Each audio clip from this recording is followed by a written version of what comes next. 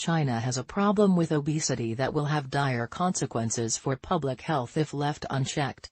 And yet, with so much at stake, China remains unwilling to address the root cause of this issue while allowing itself to be caught up in gender stereotypes. The facts of this epidemic are clear enough. 42% of Chinese adults are either overweight or obese, according to a Blue Book on obesity prevention released 2 weeks ago at the National Nutrition Conference. Leading the country in obese residents is Beijing at 26% of its population, according to a 2013 Chinese Center for Disease Control report. Just 2 years ago, city authorities described 1 out of every 5 Beijing residents as being obese. Yanjin has the highest combined number of overweight and obese residents at 41 and 21%, respectively. Other provinces and regions with leading populations of overweight and obese residents include Liaoning, Shanxi, and Inner Mongolia. And it's not just the Blue Book raising the alarm. A recently published childhood obesity study shows the rate of obese Chinese children over the age of 7 skyrocketed from 2.1% in 1985 to 12.2% in 2014.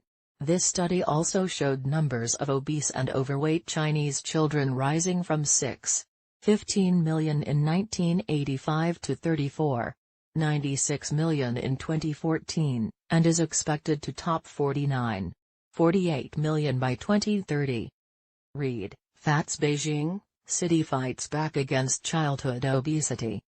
The call to action by public health officials has been raised before, notably when China overtook the USA to become the fattest country in the world with 89.6 million obese citizens back in 2014. And yet, the fight against obesity in China must contend with public stigmas that derail any meaningful action. Chinese news have noted that regions with the highest incidence of obesity and overweight residents all occur in the north, while southern regions like Guangdong, Guangxi, and Hainan are all well below the national average. Citing a regionalist perspective, the original Sohu report explained the warm climes southerners have a higher metabolism when compared to northerners who have a rich diet of starch and fat. Meanwhile, the Sohu report ignores the western regions of Tibet and Ningxia, which have extremely low cases of obesity, even though they are also located in the north. Read, Feeling flabby? New research shows smog may be to blame. Meanwhile, China suffers from a growing economic divide in which the quality of life for rural residents lags behind that of urban residents, a situation in which 12